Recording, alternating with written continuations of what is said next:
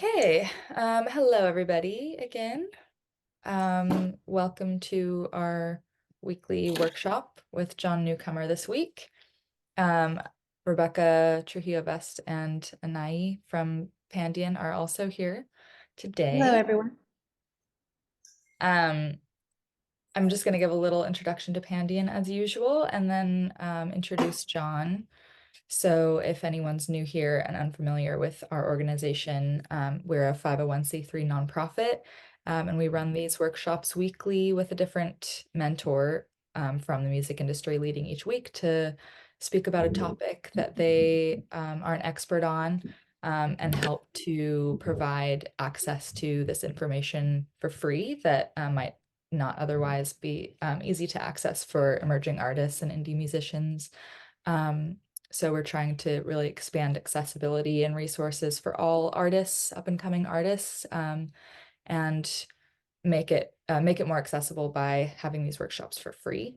And we also have Pandion Unplugged live stream events, which are wellness live streams every Tuesday at 9 a.m. Pacific time, which are also free to the public on our Facebook page and Instagram page.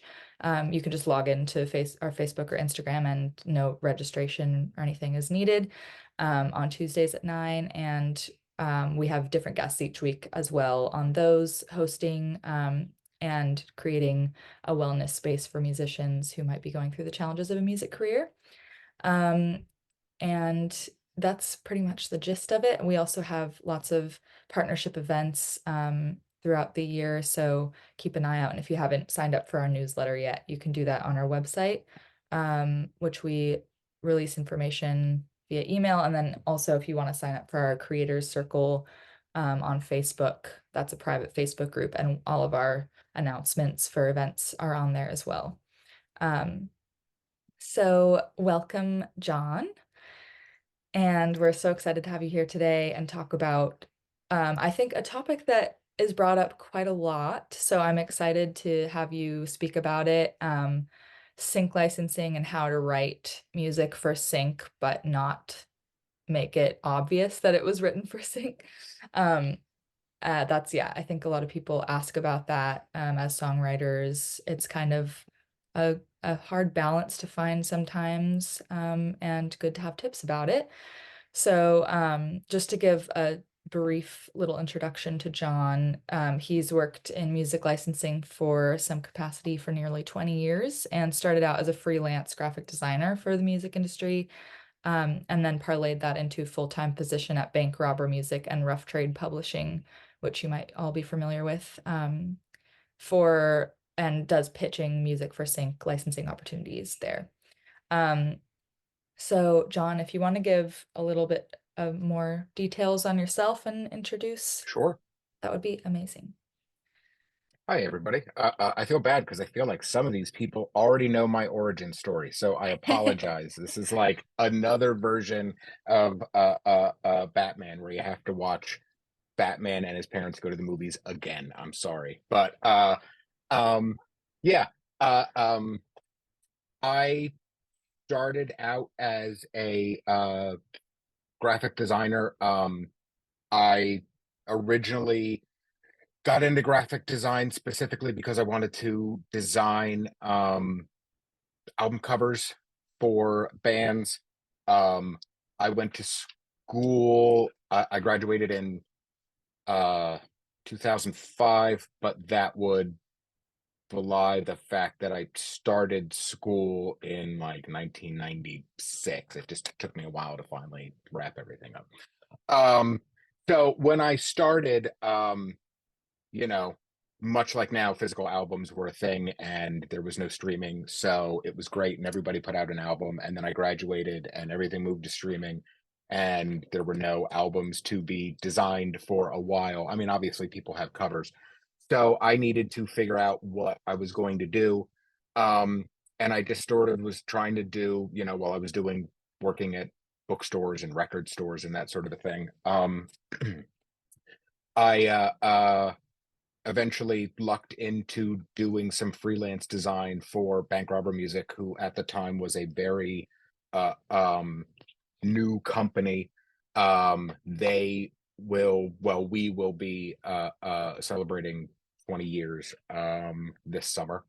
Um, so maybe 2 or 3 years after they started, I started doing freelance design for them, just a little bit here and there. This is back when, in pre-disco days, we would send out physical CDs to music supervisors, for them to be able to hear our the new music that we were representing. And then, in those CDs, there was also sort of be a blurb about every song that was on the CD that we would send out. And the guy that was writing those blurbs left the company, and I was like, hey, I could do that too. Then I was the graphic designer and I was the copywriter. And then everybody started to think that we needed to have a social media presence. And I was like, I could do that too. So then I was the digital content creator and the graphic designer and the copywriter. And then I started helping them upload new music to our system to pitch. And then I wound up learning the entire catalog through that process and just kept adding jobs on until um, one of the pitchers, of which the company has three full-time pitchers, left in the fall of 2019, and I took that job and have been pitching full time for sync opportunities since then. Um, and it is a blast. I have no complaints. I love my job. It's great. Uh, um, I feel guilty. It's uh, uh, yeah. I don't know. Every day feels like a snow day. Not to bring it back to snow, but I'm just like, I'm at home. I'm listening to music. I'm making playlists. I'm hanging out online with everybody. That there's like 10 of us that work full time. Everybody's great. No complaints. Sorry, but I love it. Um, so yeah, I want to talk a little bit about uh the kinds of things that you can do to write for sync without writing for sync, or more specifically, maybe um, just writing music for yourself as an authentic artist that you could also sort of have like sync in the back of your mind.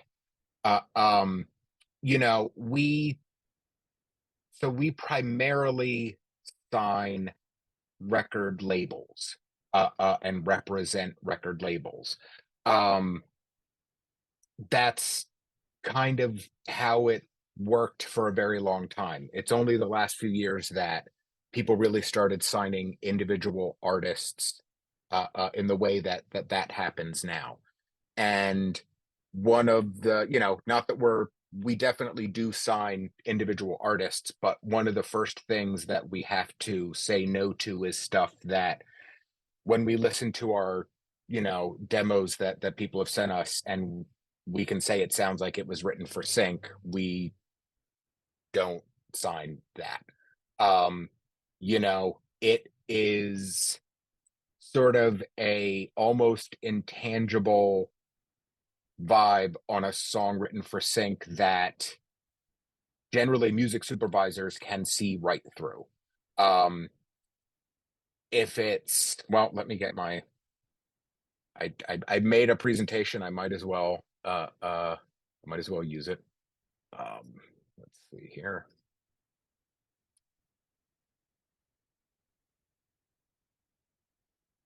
Uh,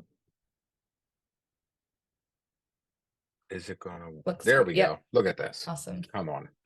This is what I was doing while everybody else was asleep this morning. Uh, so yeah, let's. I think there are two ways in which you can uh, um sort of juice your music a little bit to help uh, um catch the ear of, if you're trying to get sync licensing representation to help, uh, um sync companies, respond well to it, and then also to get, uh, um, you know, music supervisors and directors and editors interested as well. Everybody always talks about the music supervisor as sort of the the person that makes all the decisions, and they are not. Um, they are the ones that do all the paperwork. And they are certainly the ones that present music to the people that make the decisions. But you have also got to, it is not just making playlists. You've also got to appeal to the director and the editors as well. The editors have as much say in this process as anyone, especially in like film use, especially in TV use, and then also in trailers. Um, and what editors are going to want is dynamics. Um, this is what we have never once been asked for in a brief when somebody sends us an email looking for music. Nobody has ever said to us, please send a song that doesn't go anywhere. Please send us a song that starts out at one level and stays that same level the whole time. No one ever asks us for that. Um, what people do ask us for are things like this. These are quotes that I pulled from two briefs that were on our board this morning for polls that we were going to do today. Good energy and a great opening. Um, People want to be able to use the song from the beginning. Um, we can, if a song does what a brief is asking a song to do later on in a song, we can send a song along with a note and say you should probably start this at like a minute 15 because that's when what you're looking for happens. But part of pitching is to make this as easy a process for the people listening to music as possible. So if they got submissions from 50 companies that day, chances are they might see that and just kind of go, nah, it's I don't have time for that, and just go to the next one. So openings are very important. Um, and what might even be more important is what I have here. This was such a good example. Playful, optimistic driving with peaks and valleys. The track needs to have movement and cannot be monotonous. Um, Playful, optimistic driving, swagger. These are all sort of buzzy keywords that a good deal of briefs that we get feature. And what a lot of that really means is peaks and valleys, things to edit to. Uh, uh, um, they are looking for stuff to, a build, and then it stops, and then it comes back, and then it drops out. And then when it comes back, something else is happening. And then it maybe drops out and something else is happening. So, if you're working on a song and you're kind of stumped as to what to do with it, um, these are the kinds of things that you can think about adding to your, uh, uh, uh, if you're stumped, try and have the song drop out and come back and be doing something a little different.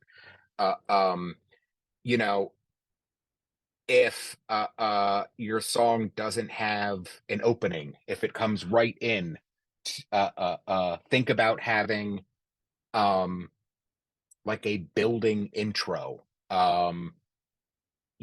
Play around with having the intro go around again, maybe another 8 bars, and have it do less during the first time through, and then add something else into it the second time through.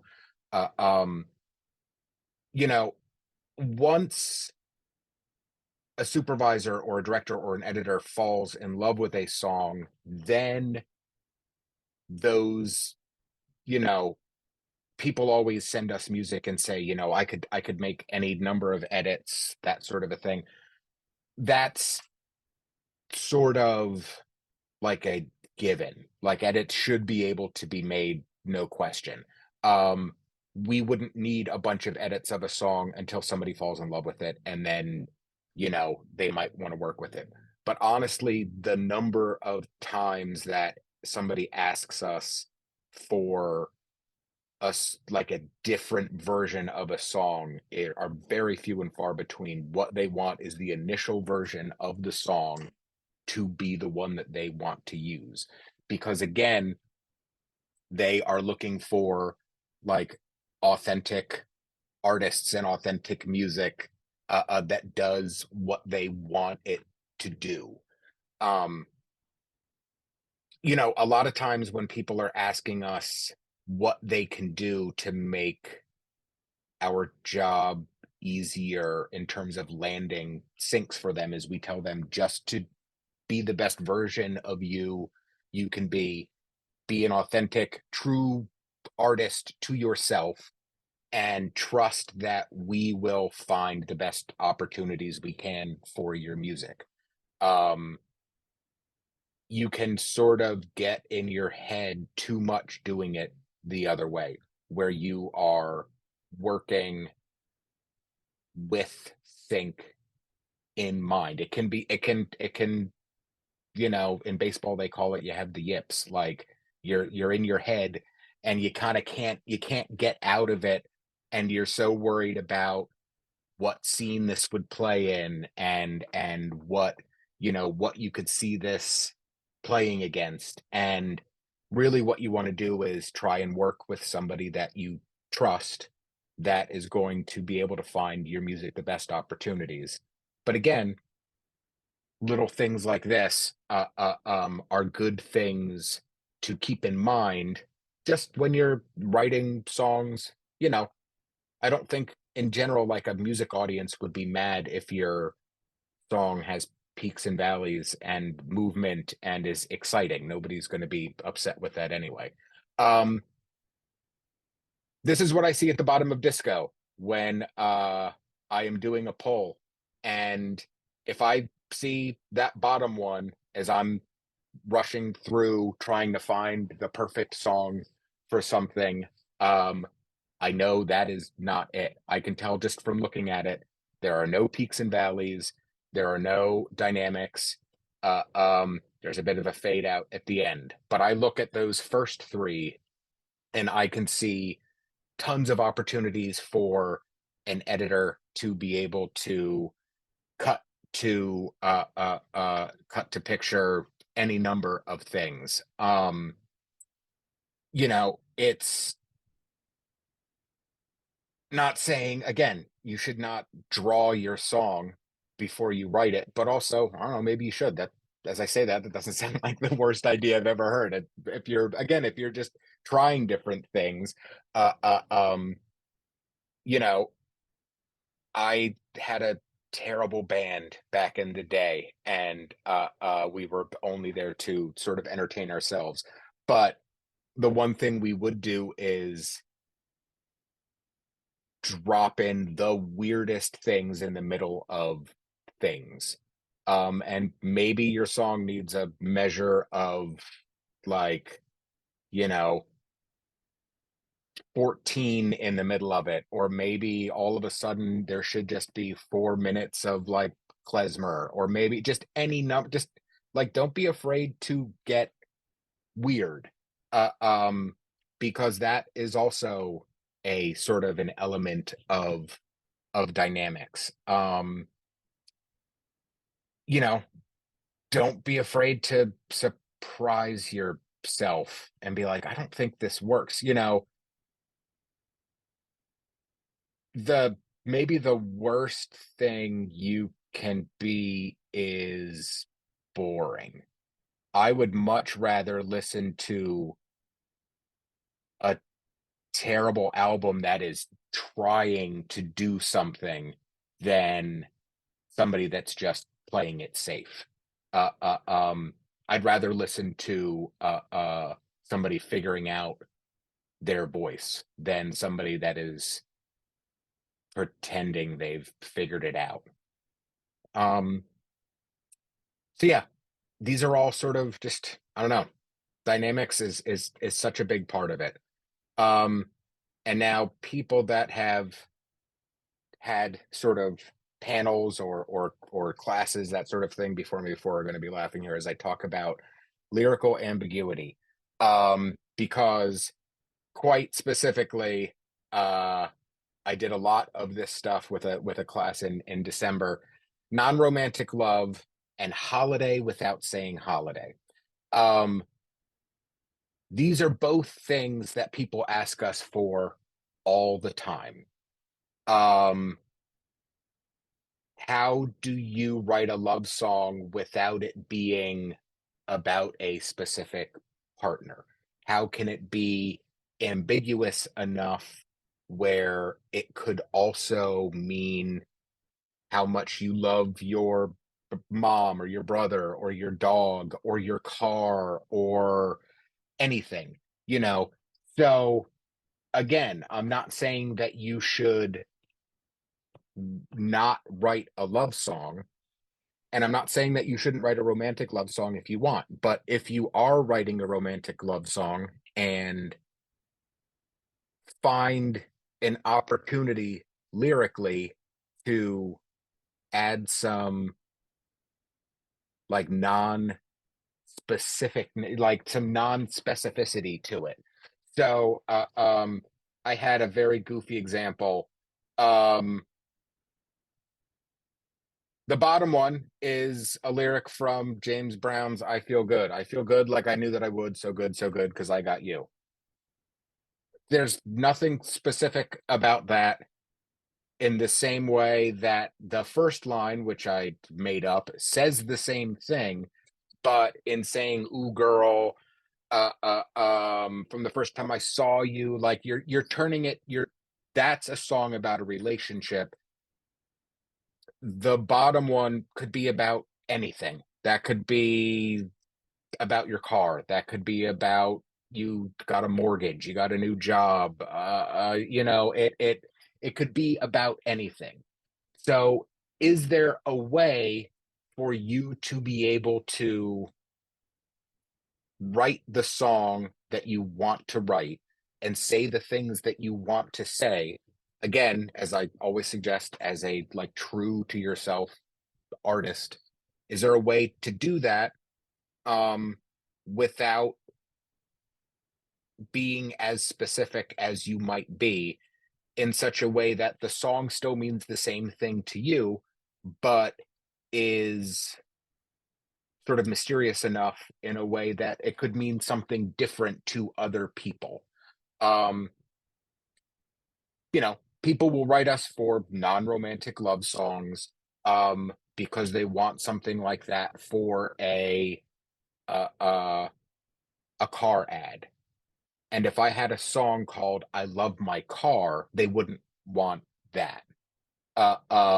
Again, it's just as specific on the other side. Um, there are very few instances where what is happening is being paired very specifically to what you're hearing. That's not to say that that doesn't happen. Obviously, like the Stranger Things running up the hill thing or the murder on the dance floor, Saltburn thing, like what you're hearing is very specifically what is happening. There are instances of that. And that is where the trust that you should have with your think rep or just the world, because nobody pitched Kate Bush to Stranger Things. That just happens. So you just got to trust that if you are doing something specific, just hope that it gets figured out someday. Um, but if you're trying to get sync rep or land some syncs, these are the kinds of things that um, you can do to just sort of help give yourself a leg up. Again, this is these there are no rules to anything. There's not. But if you can sort of keep just little sort of ideas in the back of your head when you're writing music, then this stuff can kind of help. Like, um, you know, I like to cook, but I've never gone to culinary school, but I do watch videos on how to better dice an onion, just so it's a little easier when I'm in the kitchen to do stuff.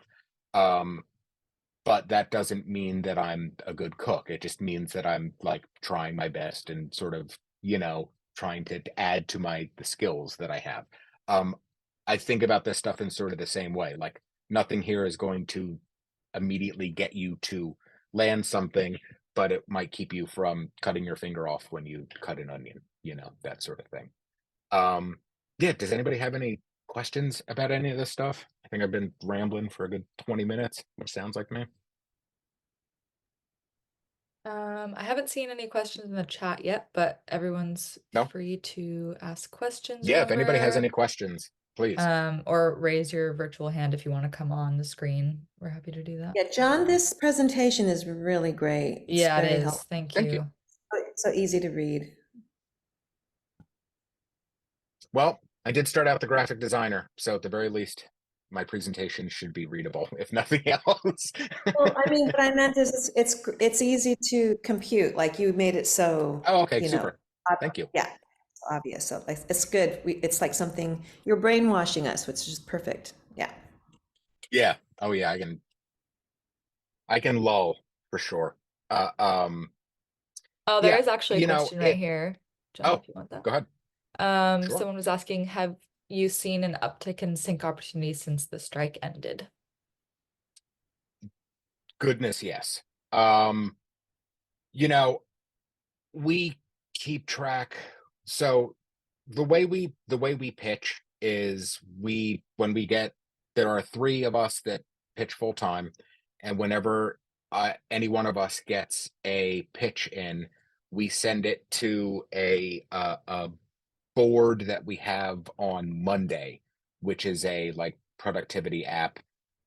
If your YouTube algorithm is anything like mine, it's basically the same as Asana, which I see a million commercials for. But maybe because they know I use Monday and they're trying to get me to switch. Um, but it's just a thing where we sort of send all our briefs to this board, and then the three of us kind of claim and assign sort of who's going to do what. Um, Again, because I've only ever worked for bank robber, I can't say exactly how other supervision, third party sync licensing companies work. But I do talk to lots of people that work at others, and that might be a weird way to work because I think a lot of people work specifically to client, like, oh, such and such a supervisor wrote, I'm the one that deals with them. That's not how we work. We'd rather everybody be able to work with everybody. So on that board, we're able to keep track of all the briefs that we fill in a day, in a week, in a month, in a year. And January, in spite of us having, obviously a holiday at the beginning and really only operating sort of in, like, for 3 weeks, we filled more briefs in January than we have since March of last year. Um, Even before the strikes started, I feel like projects knew that the strikes were coming and stuff started to slow down as we approached strike time. And then last year was just abysmally slow. And then I would say the second week of about halfway through the second week of January, we went from being as slow as we were to we're as busy as we've ever been. It's a lot of, which is good, a lot of new shows, specifically, like, a new series starting on Hulu, a new series starting on Netflix, and they're sending us a general pull which is when somebody is just asking for, like, it might be a list of 7 different characters and sort of character traits and what they want the music these characters are listening to, and uh, um, sort of being augmented through music on screen, and that is an opportunity for us to pitch 100 songs for a show, and then keep open communication with that supervisor over the sort of whole of the season to keep filling in more spaces. um that is sort of our specialty. That's actually how the why the company started, was to like get indie rock on Gossip Girl, and you know uh uh Dawson's Creek, and like all, like, it was, that was kind of what we started doing, was just trying to fill TV shows in with indie rock. And that has not exactly been the sound of TV for some time, so we've obviously haven't had to pivot what our catalog is, but not what we do with the catalog, which is try and get a bunch of songs on TV.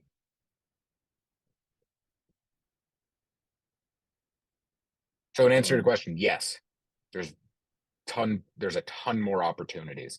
Um, and I've also noticed more initial reach outs from first time or new music supervisors in the last few weeks than I have in a while too.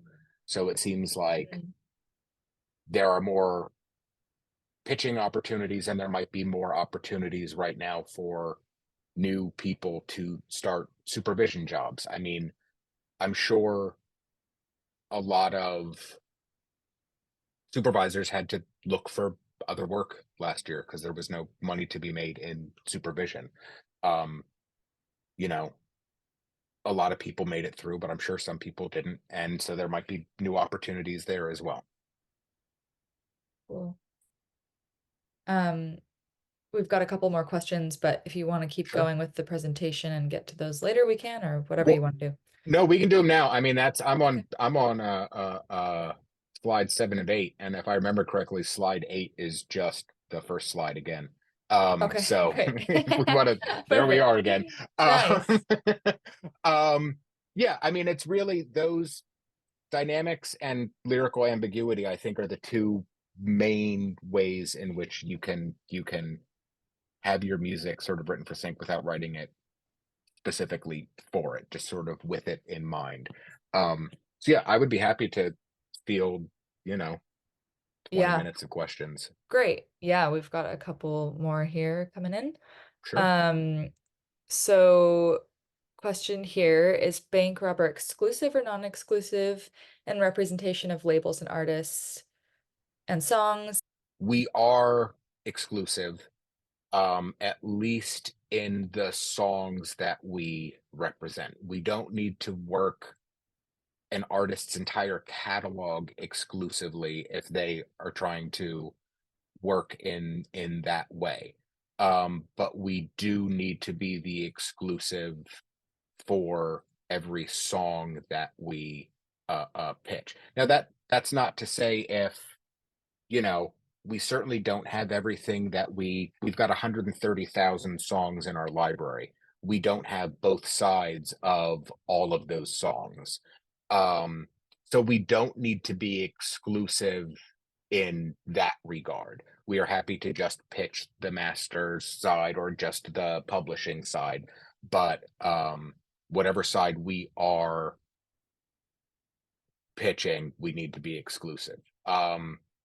There are a few reasons for that. We are only as good as how easy we make it for music supervisors, and we are only as good as the trust that we have built with those supervisors. And supervisors do not like to get a song from more than one person because that immediately spells trouble. Because now they have to, like, it's sort of a you figure it out, or more than likely it's a I'm not even going to bother with this if I'm getting a song from multiple people. Again, not in a way that somebody is pitching the recording side and somebody is pitching the publishing side.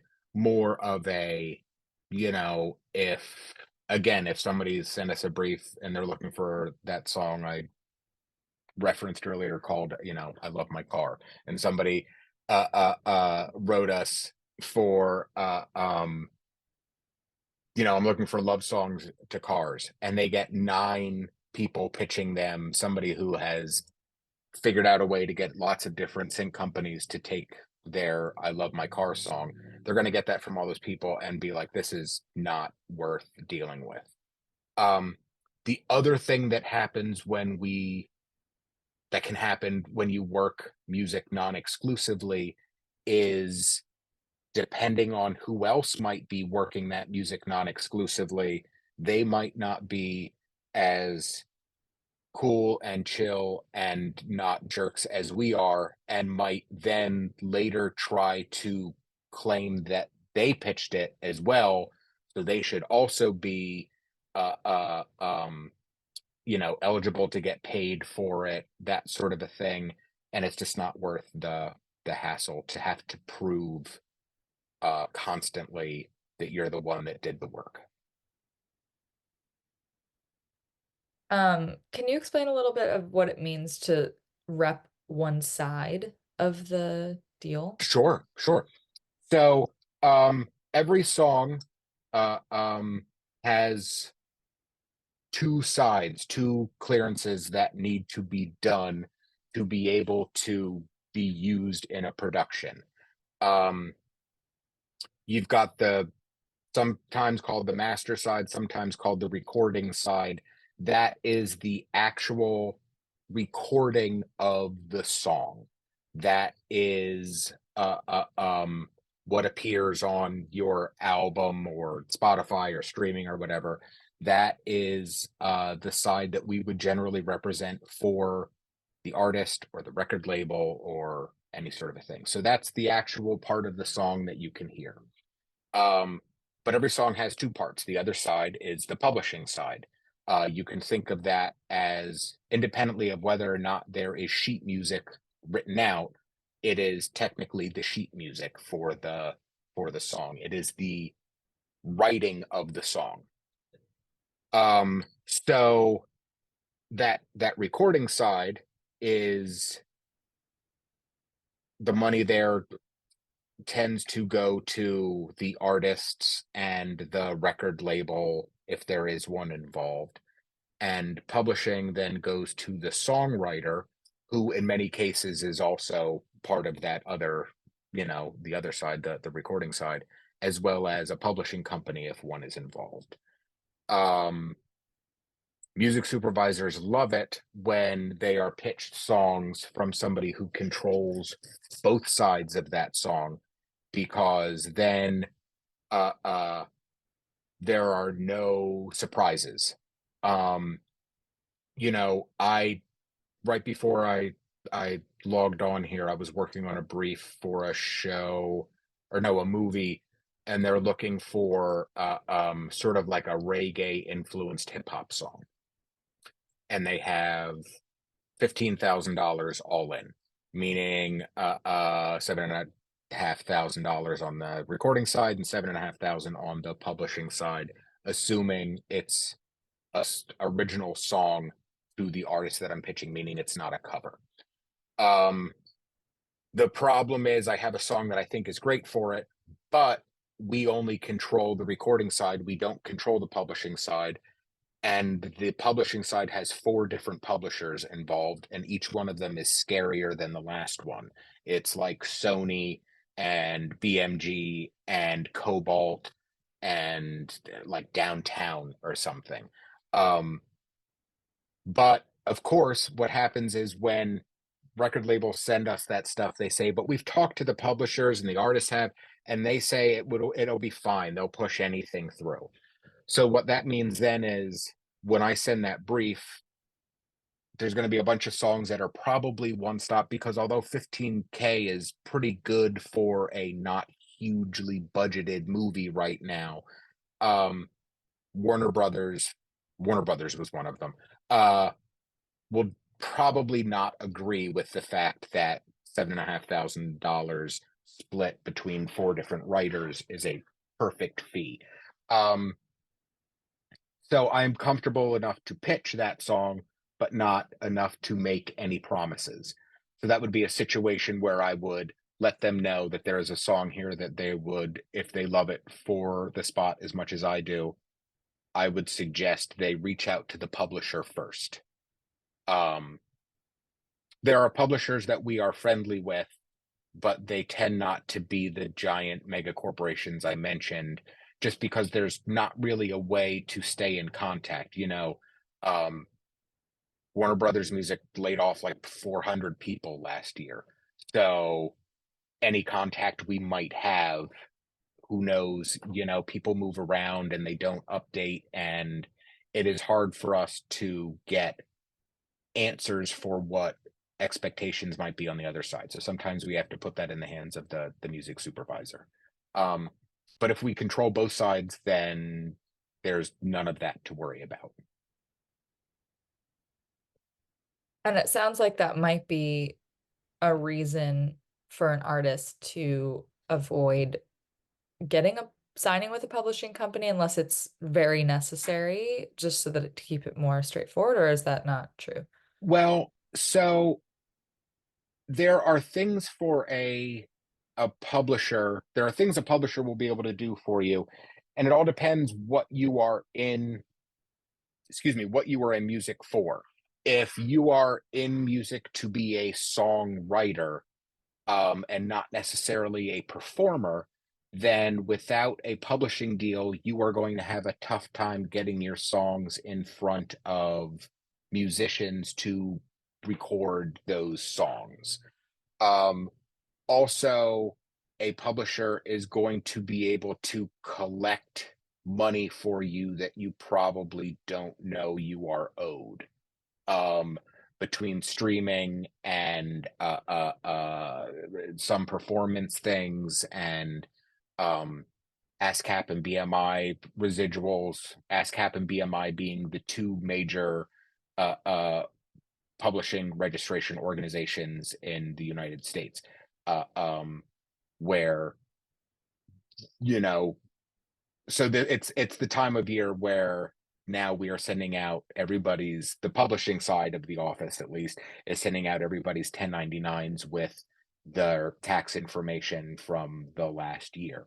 Um, so if you're a indie band and you have a reasonable number of streams, and there was a month where some people were using your videos on, or using your music to do a viral dance on TikTok or something for a week or two, um, you could stand to make a couple $1,000s on the publishing side, without having necessarily done anything new, and without landing any syncs.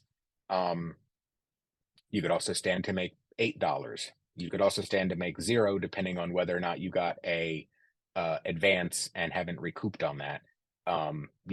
But that's all sort of here or there. I would say unless I wouldn't I wouldn't sign a publishing deal until I felt like it was starting to get beyond my ability to control what was happening to my career. Like, not that your career's like out of control, but I mean, if the first time I started hitting roadblocks in getting my music registered myself, or collecting payments, or trying to clear my songs for sync, um, then I would probably sign a publishing deal. And the other thing is, so not all publishing companies are as sync forward as we are.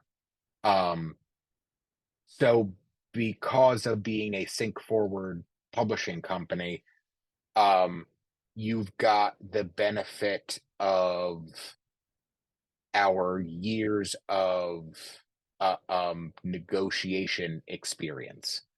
So part of a rough trade publishing deal is we are not going to let your music be undervalued in the sync world. Without somebody negotiating for you, um, you could overexcitedly agree to let your song be used on a TV show for $1,000 all in, when in reality, we know how much those shows normally pay. We can sort of look into what they have paid in the past and know that that might not be a great fee. Um, and we are willing to have, I say we, I'm not, other people in the office are willing to have tough conversations. We sort of play where, you know, again, I know sort of tangentially what other sync companies do, and some other sync companies, the pitchers are also the ones that negotiate fees with music supervisors. We are not. Um, Whenever money comes up, we immediately say, let me loop you in with so and so from the clearance side. And that way, we never are having a difficult discussion with somebody that we need to stay friendly with. Um, Let that happen at another side, because the last thing we would want is there to be some like weirdness then because money didn't work out the next time they go to send out briefs and we're left off because there's hard feelings. We keep that stuff separate, then we feel like maybe supervisors can do the same thing. Not to say that we're looking to get into fights all day, we don't, but you know, sometimes people come at us with a severe undervalue of music. You know, I got a brief yesterday that it was like said something about it was an independent movie. People say indie and don't actually mean it. Like, hey, we're working on this independent comedy, and it's already signed to Netflix and they have a $25 million budget. Well, then you should have more for your uh uh uh for your music budget. Just because you know Steven Spielberg isn't directing it doesn't mean it's an independent movie. Yeah, that sounds like that would might happen often, people trying to squeeze Yeah. by. Yep. Yeah, Um, like there's a thing people do when they'll say um background music budget, which is not an actual thing. There's never two budgets sent where we have $85,000 for the real music in the movie and then $5,000 for the background music, like if people are in bars and stuff. So we only have $500 a song. That's the music supervisor spent too much money clearing the big songs and doesn't have any money left over to mm, fill in the sort of like diegetic coffee shop scenes. Um, yeah. so they make up words like background music budget.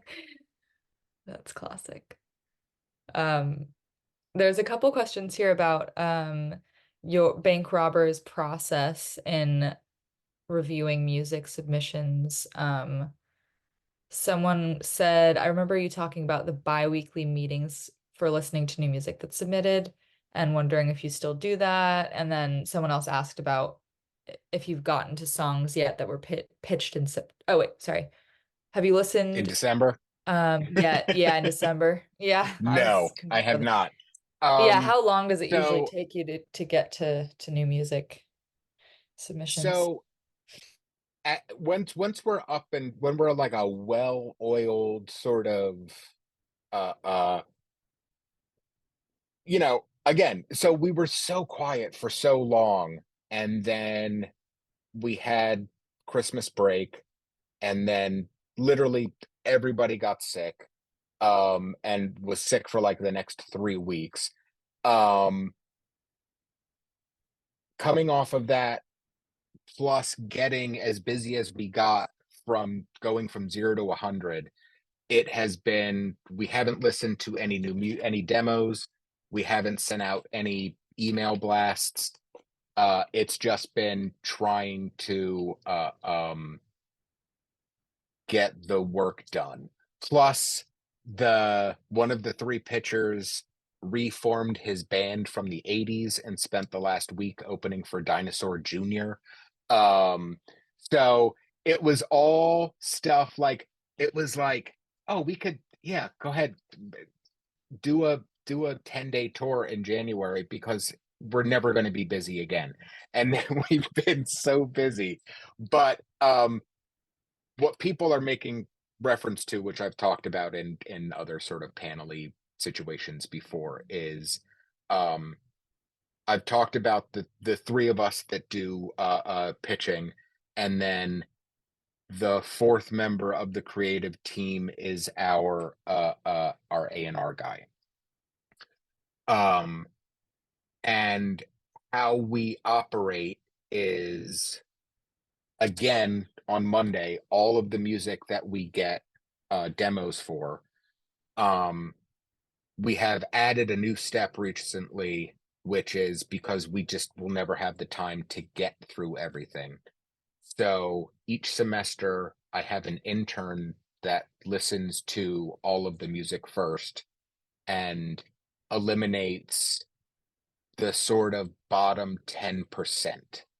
Um, kind of the stuff that I know we wouldn't ever need. Like, um, we don't need instrumental hip hop beats. Um, when there is a open demo submission email address on a website, um, sometimes people read the rules and sometimes people don't. So, or our email address winds up on like lists that you can buy online, like that sort of a weird thing. So they just send mass emails. And we just don't have any use for, like, we don't represent any hip hop artists that are looking for producers. So that's not something we need. Um we don't need, there's a few things that I tell the intern to not send through, but primarily uh um they send all the music to a demo board. The four of us, the three pitchers and the A&R guy, listen to everything and vote either yes, no, or maybe. And if you get more than 2 points, a yes is one and a maybe is a half, then we likely sign you. Um, we do that. We try to do that on a bi-weekly basis. It now looks like it's more going to be, I don't know. We've made it through January without listening through, like, I think the last one we had was maybe the middle of December, and that was stuff that was from like the end of November. So we're probably about 2 months behind. Um, but we'll get there. There'll be a day where there's nothing going on and it's a Friday and everybody gets a beer and we just start listening through everything. Um, yeah, I mean, again, there's only a handful of us, and there's no weird sort of like corporate structure. We're all just making it up sort of as we go along anyway. Uh, um, and yeah, we're just trying our best. And it's we've got to concentrate on the stuff that can help the most people. And the way that we can help the most people right now is by making sure that we can keep the lights on and the bands can keep the band running. And the way to do that is to try and land a bunch of syncs. Great. Yeah. Can only do so much when you only have Yep. a small number of people working at a Yeah. company. But that's great that you'll get to them at some point, and that's good to know. Yeah. So Oh, yeah. yeah. Well, we're already at the end of our time, which is crazy. That flew by as always. Um, I want to just remind people, so we can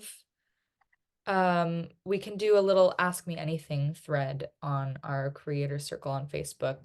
John if you're not on Facebook, that's totally fine, and I can just send you the questions at the end of the Yeah, week I'm on happy email. to I'm happy to do that. I am Great. also happy to not be on Facebook, so Yeah, I I had a will feeling, do yeah. both. A lot of people aren't using Facebook anymore.